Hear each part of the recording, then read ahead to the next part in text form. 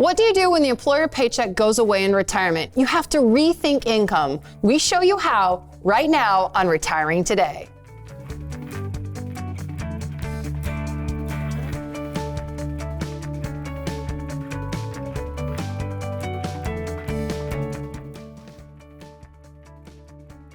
This is Retiring Today. I am here with Loren Merkle. He's a certified financial planner, a certified financial fiduciary, and a retirement income certified professional.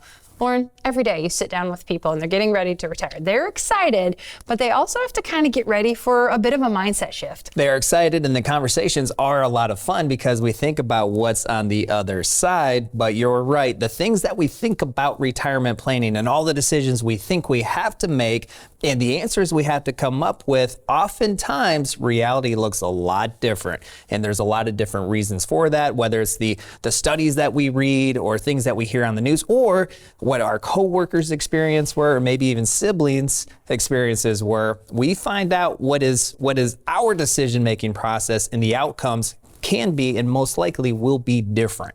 And that does require a different way of thinking about making that transition. Today we want to focus on income, but we've put together a whole series of workshops on this concept because there are a lot of things you have to rethink as you get closer to retirement. There's a website on your screen right now. It's our rethinkretirementseries.com, and that's where you can go look into all of these workshops that we've put together. But today, let's focus on income because before we can rethink retirement, let's get a really clear picture of where people are at before retirement. So they're getting a steady paycheck. It's pretty predictable when it comes to income. It's predictable as long as you're employed. You know the employer is going to continue to pay you. Maybe every year we get a little bump in what that pay is going to be. So your income is largely supplied by the day-to-day efforts that you put into your employment. When you retire, that employer is no longer going to pay you because you're no longer working, and now your retirement paycheck is going to be largely dependent upon how you construct the income resources that you have. Some people still have a pension, so that could be a part of that. Most people have Social Security, that can be a part of that. Now it's digging through the nuances of all the different Social Security options that may be available to you. And then many people do have investable assets, and that is a big challenge for many people to now think about how are you going to take money out of these investable assets instead of putting money into them like you probably have been for the last 40 years. I'm glad you said pensions because it really wasn't that long ago. I think I recently read that in the 1980s, 60% of private sector workers were offered pension plans. By 2020 or 2022, that number was 4%. So now it's on people. It's a lot more difficult for this generation to figure out retirement income than it was for your grandpa who retired from Ford Motor Company. If we were sitting here in the 80s when my grandpa retired, we would be talking about this concept called the three-legged stool, where you had your pension, you had Social Security, and maybe you had a little bit of savings, which is exactly how my grandpa retired. My grandpa worked at Ford Motor Company for 40 years. He retired in his mid-50s, and then grandma and grandpa traveled around the country in their motorhome. They had a wonderful retirement. There's a couple summers that myself and my brothers and sister got to go with them. It was a lot of fun. They had pension from Ford Motor Company, Social Security, and then a little bit of savings. It worked really well. If Grandpa was retiring today, it would be substantially different because most people, as you alluded to, Molly, don't have one of those core tenets of the income, that pension. So now it's going to be Social Security and the investable savings, which is going to make up the bulk of the retirement income. And one of the problematic aspects of what the environment people are retiring in today is the uncertainty of how long are you going to live? How much money do you need to live on? When my grandpa retired, he didn't have to answer the question, how much money does he need to live on?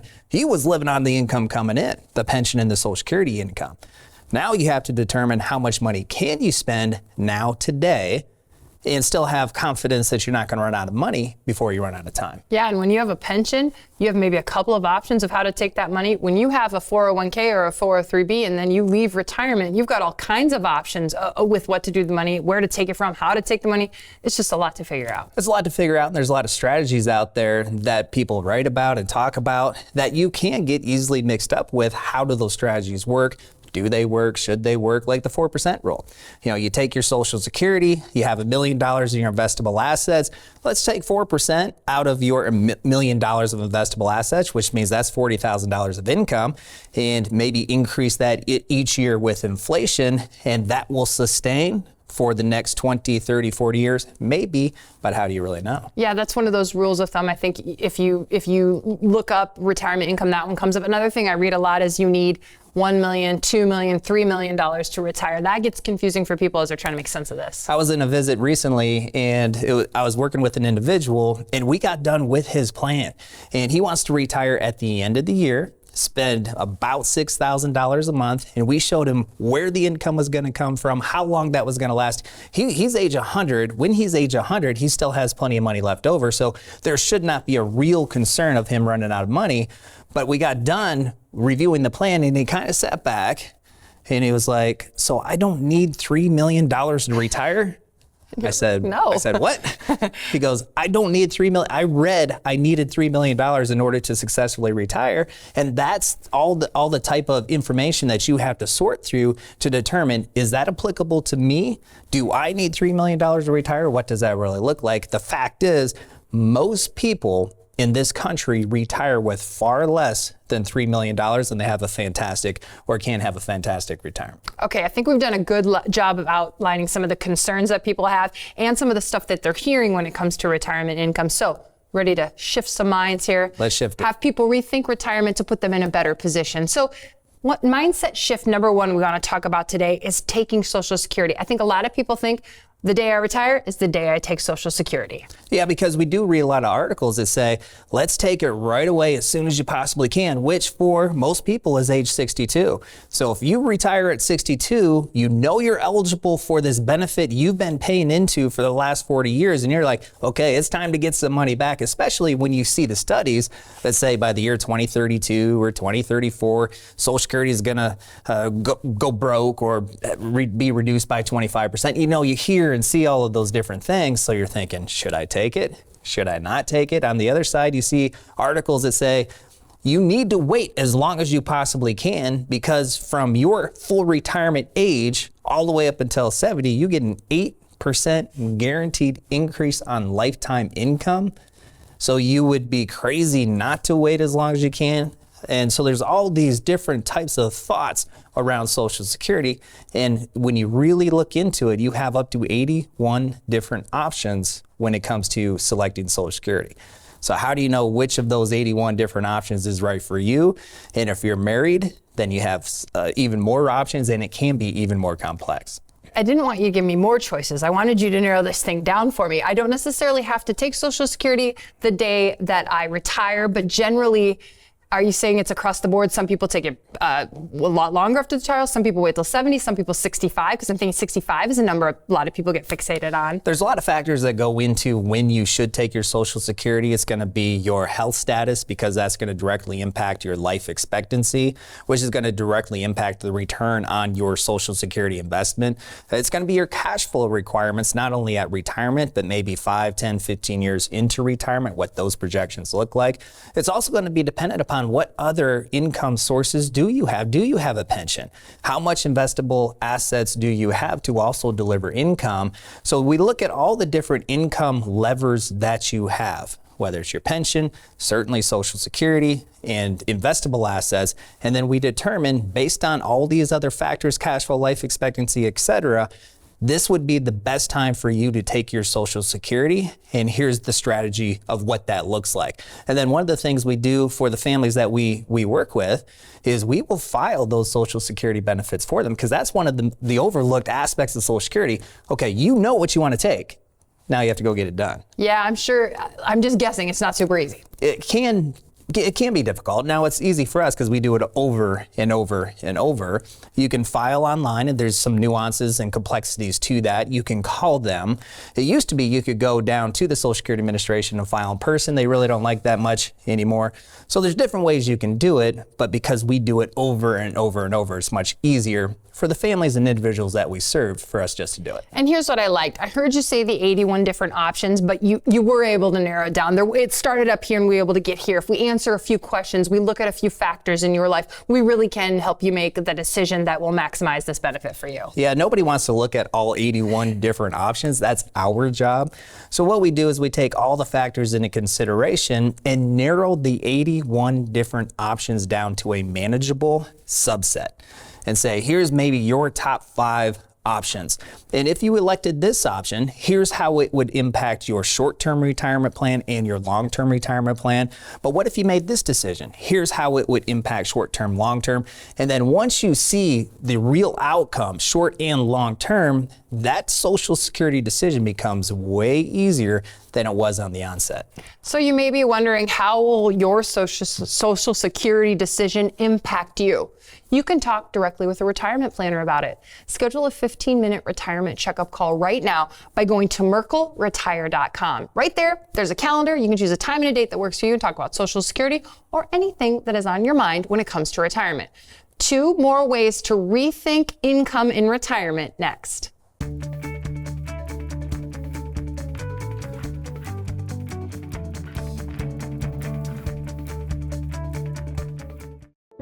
You dream of a happy retirement, but there are some big questions to answer first. Do I have enough saved? When should I take Social Security? How will I pay for health care and keep up with inflation? Go to MerkleRetire.com to schedule a 15-minute retirement checkup call to talk directly with a retirement planner and get answers to your important retirement questions. The first step to your retirement starts with a 15-minute retirement checkup call. Anytime I have even the smallest question about my accounts or what effect the latest tax law might have on my situation, the Merkle Retirement Planning team is always there and quick to help. I'm so glad they treat you like family. I'm so happy to have such an excellent team working for my future and ensuring I do the best to achieve my financial goals. Merkle Retirement Planning. Your retirement starts here.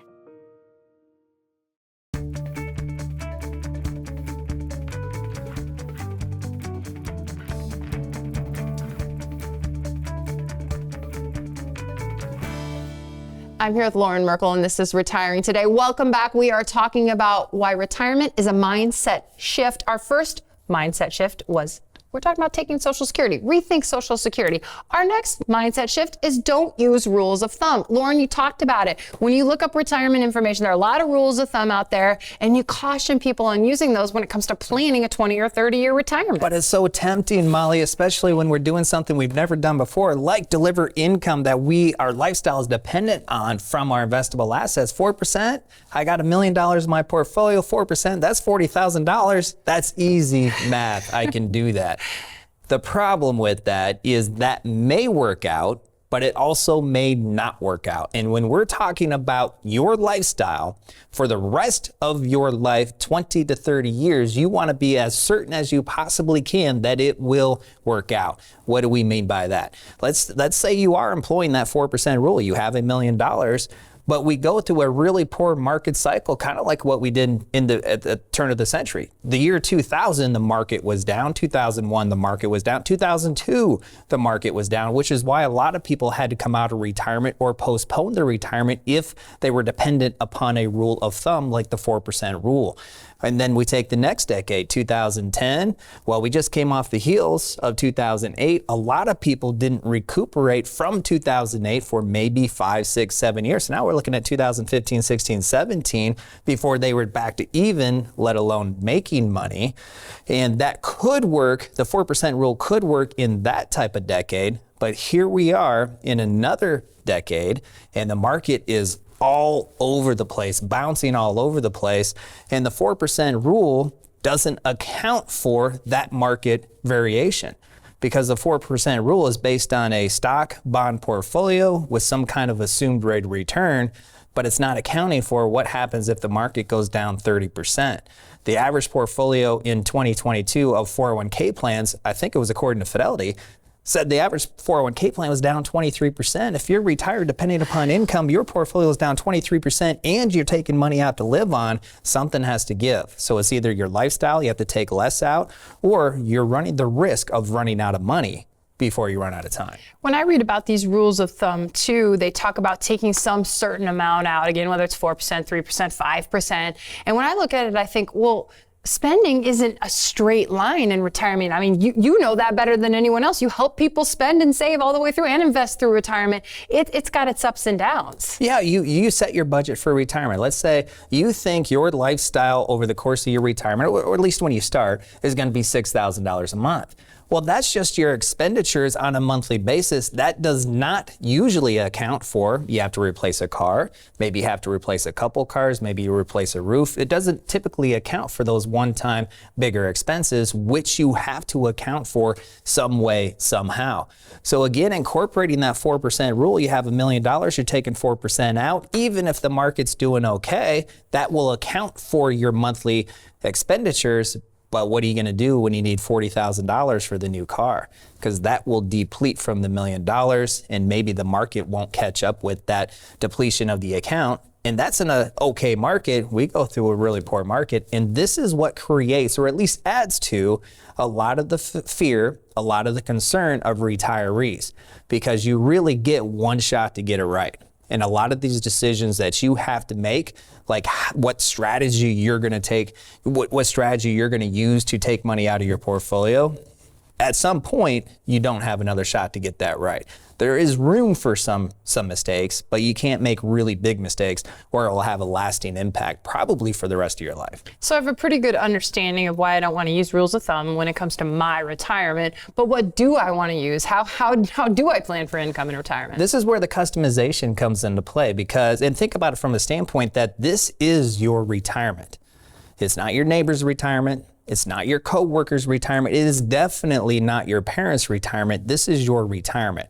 So you should employ strategies that are right for you and the type of retirement that you want to live. Retiring today is a little bit different for everybody. It's not like when my grandpa retired, where people collect Social Security and pension and they just did what they did. A lot of people today will phase into their retirement. Well, they'll stay at the same company, but instead of working 50 hours a week, maybe it's 30 hours a week.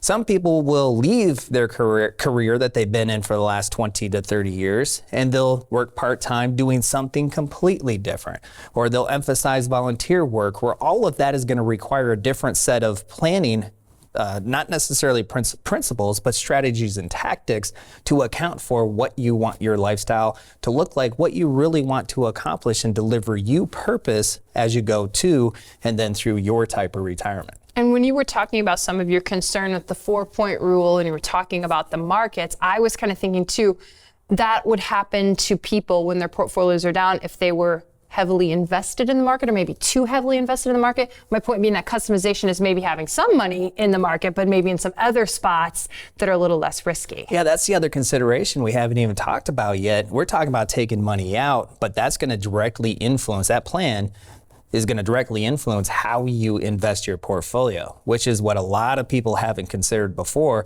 When you're working, putting money into your 401k and your IRA, you can take a lot of risk because you have more time frame and your lifestyle's not dependent upon taking money out of that. Now your lifestyle is dependent upon it, and when the market is down, and we know the market goes up and it goes down, on average we go through recessions every 5 to 6 years. So hopefully over the course of your retirement, you will live through 4 to 6 different recessions. That's just inevitable, hopefully. But now you have to survive them. Your portfolio has to survive them and still provide the lifestyle income that you require, which will require a different type of investment strategy than you've ever had to employ before. When you're working, just a 60-40, 70-30 portfolio, right? 70% of your investments in stock, 30% of your investments in bonds, that can work through the ups and downs. When you're retired, needing income, now you have to get a little bit more creative, be way more intentional, and it does help to incorporate other types of investments than just stocks and bonds. You can incorporate alternatives into the portfolio that will react differently than stocks and bonds in the same economic condition. And why is that important? Because your lifestyle income is of the utmost importance to make sure you can still maintain that lifestyle that you've always dreamt of. Loren, it's almost like you have to rethink everything in retirement. So you're talking about rethinking income and you're talking about rethinking investments. I'm guessing there's some other things we have to rethink as well. We have to rethink what's going to happen to the portfolio or any of the assets that you have once you do pass. Do you want some of it to go to charities? Do you want it to go to kids, grandkids? What do you want that legacy to look like? You have to rethink your tax strategy, because when you're working, the income, the W-2 income you have coming in, that was taxed at ordinary income. When you're retired, you can create tax diversification where income from your Social Security may be not taxed as much. Income from Roth IRAs are not taxed at all. Income from 401k. So you have more opportunity to create tax diversification, which means you have opportunity to decrease your overall tax bill, not only on an annual basis, but certainly over the course of your retirement. There is a theme here. It's rethinking retirement, and there's a lot that you have to rethink as you get closer to retirement. Here's a great resource for you. It's our Rethink Retirement Series workshops. You can go to rethinkretirementseries.com right now and sign up for those workshops and go in depth with some of these topics that Loren was talking about: taxes, healthcare, legacy planning. We've still got one more topic to tackle when it comes to rethinking retirement and income next.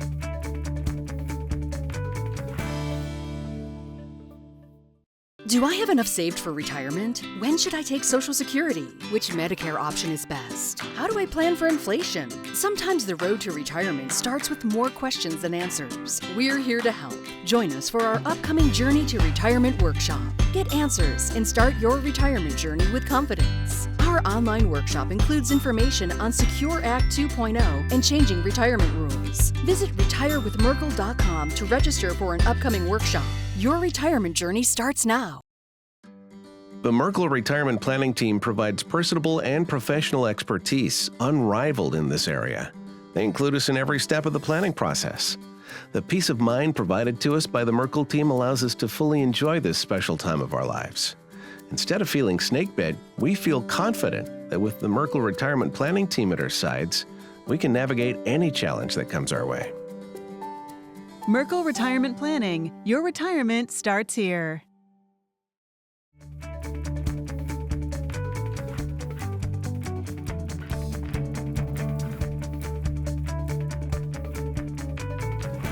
Welcome back to Retiring Today. I'm here with Loren Merkle, and we are talking about mindset shift number 3 when it comes to retirement income.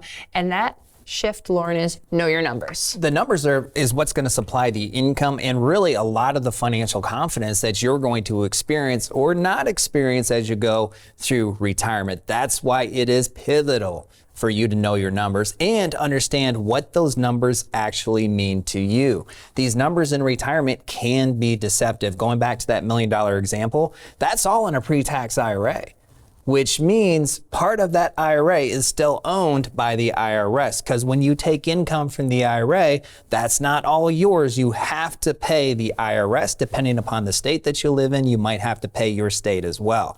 So that 4% income, where you're taking 4% out of $1 million, that's $40,000 of gross income, but it's not spendable income. So what you really want to focus on when you're trying to plan for your lifestyle and how much your lifestyle is going to cost you, then where you're going to deliver this income from, is what do you actually get to spend? In retirement, it's not about what you make, it's about what you get to keep, what you get to spend. So we have to look at that net number even after taxes. So you're telling me if I have $1 million in an IRA, I don't have $1 million to spend, especially if I don't do anything with the IRA. Let's say I just spend right out of it, I don't do Roth conversion, any of that stuff. It's really going to end up being a lot less than $1 million. One of the biggest surprises when we're talking about this type of concept to families and individuals that we're working with, you have $1 million, your retirement tax bill might be in excess of $500,000. Now that's projecting over a 25-year time horizon over the course of retirement, and that does include growth on the $1 million.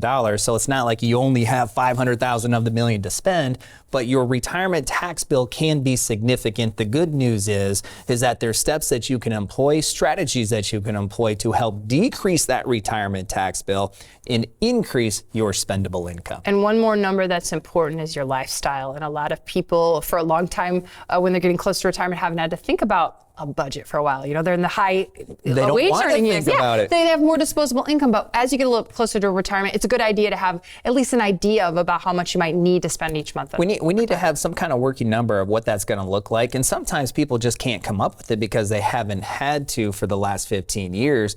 But we can work backwards. Within our planning, we can say, here's all the different income sources, resources that you have. Here's how much you can afford to spend on a monthly basis and still have a high probability of not running out of money before you run out of time. So that's something that we do frequently because it can be a challenge and it's not really a lot of fun to say, hey, let's put some handcuffs around my lifestyle from a budgetary standpoint, but it is important because what you don't want to do is start spending more than what you can afford and not know it. And then 7 years into retirement, be like, whoops, now I really have to cut that back, or your retirement financially is not going to last as long as you thought. So not only is spending a mindset shift, investing is a mindset shift, and taxes are a mindset shift, it's all a mindset shift. And there is a lot you have to rethink when it comes to retirement. I think this online workshop series that you and the retirement planners have put together is a really great resource for people. Because it really digs deep into each one of those different pillars of a retirement plan. We're talking about the lifestyle, how to create a lifestyle plan, how to create an income plan, tax plan, legacy plan, healthcare plan, and investment plan. We have an online workshop dedicated to each one of those, and we go through specific strategies that you may be able to take out of that workshop, implement almost immediately to help what you're trying to accomplish from a retirement planning standpoint. And the whole goal in mind is to give you confidence on these permanent decisions you're going to have to make that you've never had to make before.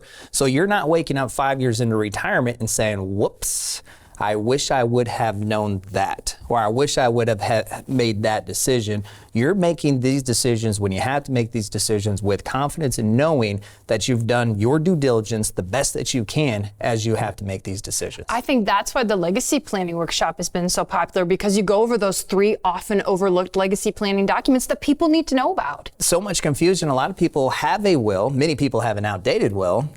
Maybe they set it up 20 years ago when Junior was 17, and right? So you need to update some of those documents, but a lot of people think the will take care of everything they're trying to accomplish, when really there's so much more that goes into a legacy plan. And it doesn't mean it's difficult. It doesn't mean it needs to be complex. It can be as simple as putting a beneficiary or multiple beneficiaries on your accounts. The thing is you have to know how to do it, what that should look like, and what ultimately it's going to accomplish to make sure that what your legacy ambitions are really accomplished through these different documents. You can watch that legacy planning workshop and more at rethinkretirementseries.com. This is Retiring Today, and we thank you for watching. Do I have enough saved for retirement? When should I take Social Security? Which Medicare option is best? How do I plan for inflation? Sometimes the road to retirement starts with more questions than answers. We're here to help. Join us for our upcoming Journey to Retirement workshop. Get answers and start your retirement journey with confidence. Our online workshop includes information on Secure Act 2.0 and changing retirement rules. Visit retirewithmerkle.com to register for an upcoming workshop. Your retirement journey starts now.